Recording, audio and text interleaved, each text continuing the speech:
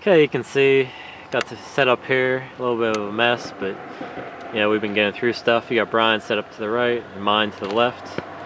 And like I said, you got bridge to the right, fish coming in and out. Marinas are great because people throwing bait all the time.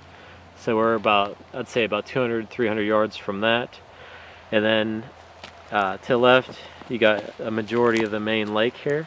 So we got a nice little stretch here. That way the fish will be coming in and out. And so we chose this spot just because there's some really good drop-offs here. Even though you can't see them just judging. So right here it looks like it's any average lake, but there's some really good drop-offs out here. So we're thinking that's going to turn out to be really good. And we've had fish roll over here today. And no runs yet, but only time will tell. Okay, so you got to see basically step one. You know, you're talking to a lot of different people.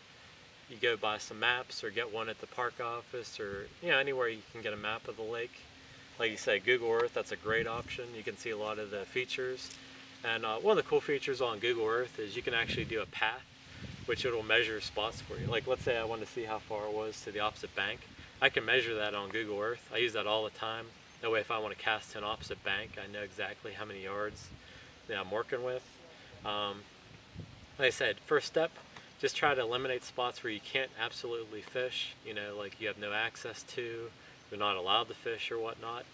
And just talk it over, team up with somebody. Like instead of doing it by myself, teamed up with Brian here. We've been working on it, and hopefully, we're definitely going to see it through and see hopefully a lot of fish come out of here. It's just a matter of figuring out the baits. But there's so many different factors in figuring out a spot. I mean, Oh, it can be the wind direction one day. It could be the level of sunshine that you have that day. It could be a cold front, a high pressure that blew through maybe during the night. The Weather Channel or your weather app on your phone is only going to tell you so much. And unless you're out on the bank 24/7 sitting there, you're going to be like, oh, okay, well, it had a light rain for 2 hours. Well, that light rain could have put a lot of oxygen in the water, made the fish more active.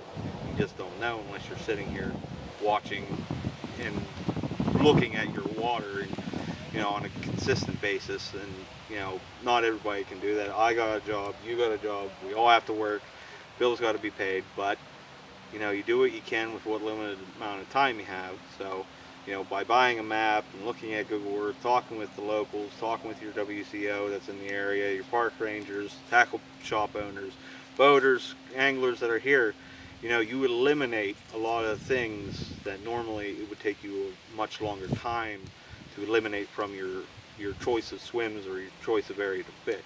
And that can be a giant help, on any lake, no matter what you're going for.